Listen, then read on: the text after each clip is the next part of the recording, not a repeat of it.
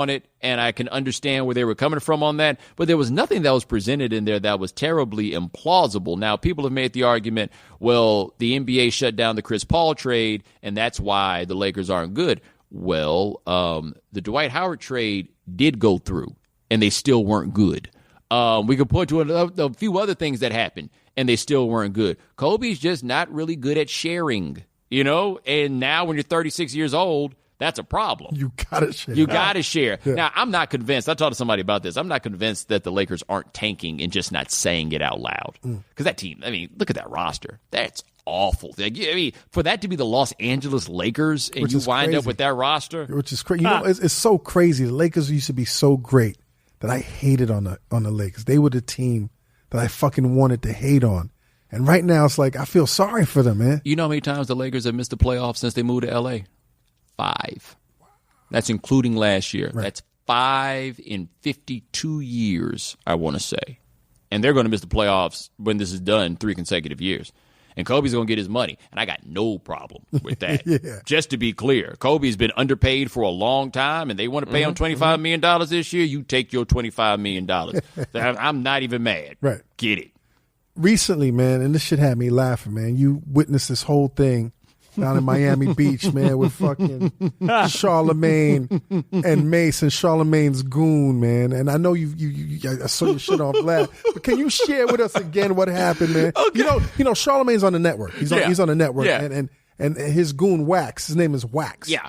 Wax is not to be internet. Walks with gloves behind his back pocket. Yeah. He's not to be trifled with. Right. And so this is the Revolt Music Conference going on. So our new studios for work are at the Clevelander. So we're at 10th and Ocean at the Clevelander, and I'm looking out the window, and I saw Mace out there. I was like, oh, there's Mace. I was like, I wonder if Mace is here for the conference, because I don't know if Mace still makes music, right? You went to college with Mace. Briefly, yes. Mace showed up at Clark in 99. The fall of 99, he showed up. After the whole, I remember After that, he retired. He showed up. You're like, that's Mace on campus. Yeah, and it was funny, because, all these dudes from New York know each other, so we had a couple dudes from Harlem, so they knew Mace, right? So, they're Mace's boy. You got a thing against cats from New York, man? No, I do not. Okay. No, I've come to appreciate you dudes over the years. Right. I did. What was it about New York cats that you didn't kind of fuck with? No, I tell you what it was. It was that I grew up listening to all the music out of New York. Like, I was the dude in Houston listening to all the music in New York. Right. And then I found out when I got to college, it was all these dudes from New York were going to be there. And I was honestly really looking forward to it, because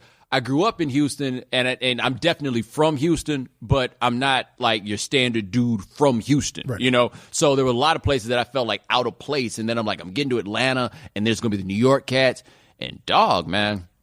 Y'all was just some assholes. Like, y'all just can't help but tell everybody how stupid and country they are. You're right. And everything else. You're definitely right. And it was like, fuck y'all. Like, every single one of y'all. Like, y'all ain't got to be like this. I don't understand nothing y'all are saying either. Right. And y'all are still doing that. We talk funny too, huh? Yeah, man. I was just like, so like, what's this going on? But yeah, Mace just showed up. Mace was at Clark. So I was like, oh, there's Mace. Mace was out there at the Clevelander.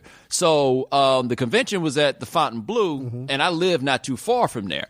So I was with a guy from ESPN, and I say, hey, man, well, you got to go back to the hotel. Well, let's just go to Fontainebleau. Let's get something to eat, and we'll just build, because we're working on something. So we go sit down at the restaurant at Vita, and I got my back to the door. Like, so where I'm sitting, there's like glass wrapped around. If you've ever been to Fontainebleau, the restaurant is in the corner, and it wraps around. So I got my back to the glass, and I'm talking to my guy, and I turn around, and I look, and I was like, oh, Mace is at the Fontainebleau now. Well, apparently me and Mace have the same, itinerary today, right?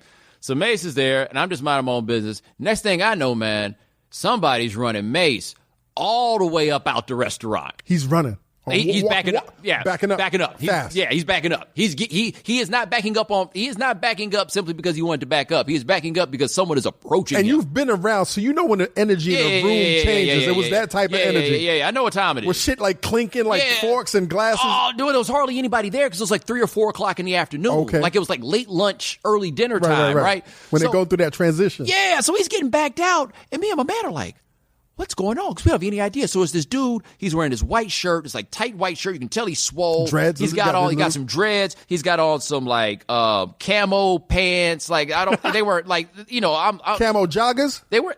not quite joggers, but they wasn't tight. I mean, they wasn't loose. They wasn't loose. You know what I mean? And he's got on Timbs. Who's walking around Miami at the Fontainebleau in a pair of Timbs? In 2014. It's 85 degrees outside, right? Maybe 1997, but not 2014. All I'm saying is the dude that's walking around there with Timbs is not to be trifled with, which was made abundantly clear by the fact that Mace is walking backwards, right? And so Mace is going back. This dude's trying to get at him. Somebody's in between. And I look up and I'm like, yo, this dude is reaching in his pocket and he pulls some gloves out. And he's putting what color gloves? They were black. Black gloves. Yeah, and I couldn't tell if they were like wide receiver gloves or back gloves, but they were gloves. Is he putting them on? He was putting them on. Like, they were not the gloves that would, like, protect your face or your hand, like padding. They were like to stop your knuckles from getting scratched on teeth. Yeah, they would like, intensify that blow. Right. So then Mace is backing up, and now Mace is trying to go back. You didn't pull out the phone, man? Dude, I was too big. I was honestly, when there was World Star. I tried to get just a couple of photographs because I wanted somebody to identify the dude for me, right? Wax. But I didn't want to they wouldn't look. The last thing you want somebody to do is just catch you out here willy-nilly taking pictures, right? Everybody turned into the cops. Like, people are like, why the cops got a problem with you taking pictures? Go take a picture of a random dude on the street and see how quick he turned into the cops, right? Yeah. So I'm trying to I can't get a good look at it. They're going, and then Mace is going, they're going back and forth, and the dude with the gloves is like, you know that shit was wrong. I have no idea what's going on. So you still didn't see Charlemagne yet? No. I never saw Charlemagne. Okay. That was what was wild about it. Okay. I never saw Charlemagne. So he's backing up, and then Mace, he's in the Mace voice. He's like, man, I left 100 people back there, right? I'm like, well, they ain't here. Right? So what's going on? So somebody's breaking it up. Security comes, and they start waiting. So the next thing I know, the dude with the gloves, he's now taking the gloves back off, and he's got them dangling out his pocket. Somebody's over here talking to him. About 20 feet the other way, somebody's talking to Mace. And Mace had that look on his face like, man, I didn't want this. Like, I don't know what it was, but how you gonna leave the clergy and come back to this shit? That's a great question. That's the shit that chased you out of the game. That's a great question, right? He's over there. Somebody's talking to him. And then at some point, they finally brought it back together, and they reconvene, and they dap up, and they cool. But there was a good 15 minutes, it felt like, that they were, like, close enough to each other to see each other, but everybody's trying to calm it down. I'm like, look, man, if y'all not gonna fight, somebody got to leave. I thought those were the rules. Don't stay. Everybody say, why are y'all still here? Right. So like they went ahead and they got it rectified. So I saw it and I didn't say anything because I didn't know what was going on. Right. I just knew that somebody had run up on Mace. Right. And I saw Mace retreat. Now, how did your story break out? Well, what happened was I looked up the next day. I was talking to somebody at the convention, and they told me that it was Mace and Charlemagne. Right. And I never saw Charlemagne. Like, I never saw what actually made this happen, but I definitely never saw Charlemagne. So when I saw the story break out, I was like, wait a minute.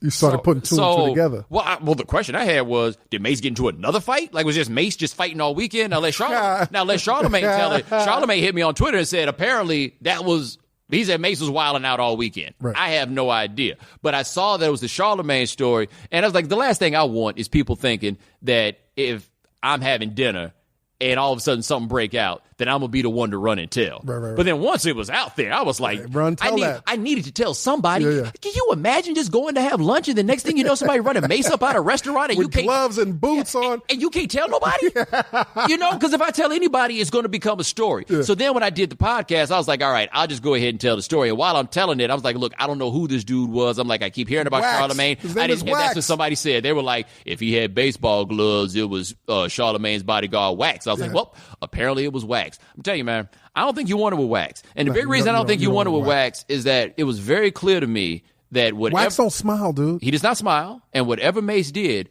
Wax felt that unequivocally he was in the right. Like, Wax was like, Mace is wrong. It was a matter of principle. He didn't have his voice raised about it. He was principled. It was just a matter. He was like, yo, well, shit you did was wrong. That was it. Pete, how many times did we see Wax? About 2, 3. Yeah, and there's no playing with that dude. No. How you doing, Mr. Wax? Good. Yeah. And y'all talk about why you didn't get no pictures. That's exactly why we didn't get no pictures. Yo, poor Mace, man. Did you hear about the show he did the other day in the UK? Yes. He was a headliner, and it was Fat Joe and Foxy Brown. They were at a venue, capacity of 3,000, and there's only 50 people. That's unfortunate. And Mace is arguing with Foxy Brown. That's the fucking show I wish I was at. Hey, but though, here's what I got to say for Mace, though. Sounds like Mace took care of his money. Yeah. Which, Puffy normally doesn't let you do that. But it sounds like he took care of his money. He had a rather sizable chain on. And I haven't heard, we ain't seen Mace do that stuff that screams out broke. We ain't seen him in the shitty movies, I mean, and the God business pays well too. It does. That pays very well. It does. It does. Like I say, I don't like Mace. I can't say I did not see Mace get beat up. Like I can be clear about that. Right. It was not. There was no fisticuffs involved in that. But there was a lot of backing up. He was definitely dropping back into that cover too. And to be clear, I would have done the exact same thing in the same situation. Like, I ain't calling him a punk. That was not a fight. Like, I don't think there's anything noble about getting your ass whooped. No. Like sometimes it's what you got to do. That didn't seem like a time where he just had to get his ass whooped. I'm running from wax too, B. I'm running from wax too. He got Tim's on. Yeah, you're going to have to catch me. You know what, man? Charlemagne deserves thumbs up for hiring the right dude, man. Yeah, he's a soldier. He's a soldier. After that whole let me get a drop shit, no more. Well, it's funny, though, because you were talking about, do I have security? I was like, no, I don't need security.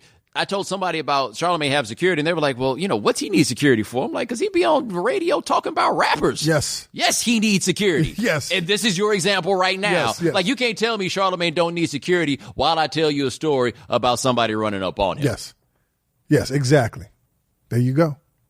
Bomani, man, so funny. Sorry, I'm still laughing. Bomani, what's up with the podcast? How you doing with the podcast? Dude, we're doing good, man. We do the Evening Jones, we do it live 7:30 Eastern at theeveningjones.com, and then we put it out. I've never actually seen like subscriber numbers on it. I've never really been concerned with that. I started doing it when I didn't have enough platforms to talk about sports, and then now that I do it with ESPN, I can't talk about sports on there because they're saying if I'm going to do a sports podcast, I should do it for them, which is perfectly reasonable given the situation I'm in.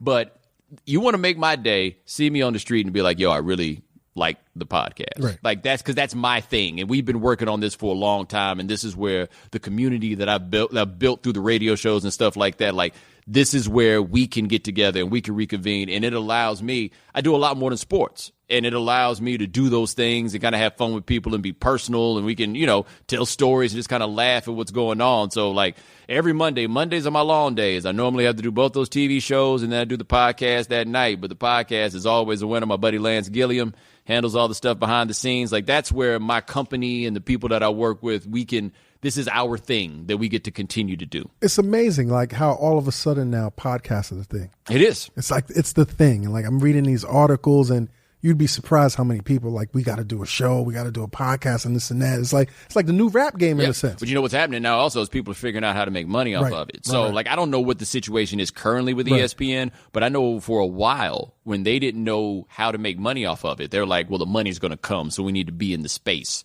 so that when people do show up with the money, they will be there. So like with my podcast, I never really worried about making money off of it. Which is something you did. Because whenever the money came, if there's the value in that podcast for me is it allows me to do something that I can't do at work, and it allows me to attract an audience. You could not care anything about sports, and you could listen to that podcast, and you could still get the vibe of what I'm doing. So then whatever I do next, those people may wind up showing up. So I was never concerned with the money. I've spent a lot of money on that podcast too, and I was not concerned with the money that was coming in on it. Now we're getting to a point where we can start talking about those things. But people do listen to these podcasts. Yeah, it's amazing, man. It's so amazing. What I love about the whole podcast game is this shit is so intimate with your audience. Like my audience gets so mad at me for certain things and they get so happy about certain things. And I just love that closeness, man. That doesn't exist anyplace else on the media landscape. That's what I don't have on TV. Right. Like that's the thing. If there's anything that I miss about what I do now versus the things I did before,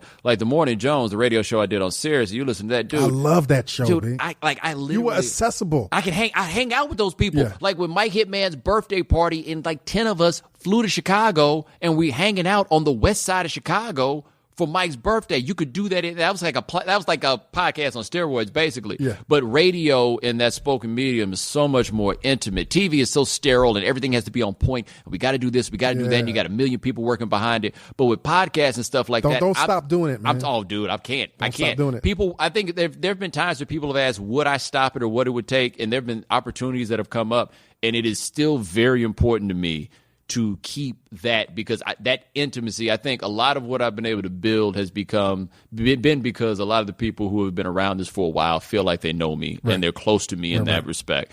And once you lose that, it stops being the same kind of fun. Like I love the guys I do the TV show with. I enjoy every minute of it, but I like the intimacy that I have with my audience, where we can take questions and I can clown you and you can clown me back, might cuss at you a little bit or whatever. Social media. Yeah, and then we go, but then that's also how other people get on. So like my man Rodimus Prime, for example, he's living on his podcast now. Okay. He is like literally a 9 to 5 podcaster. He used to call the Morning Jones and wrap up the show with the call.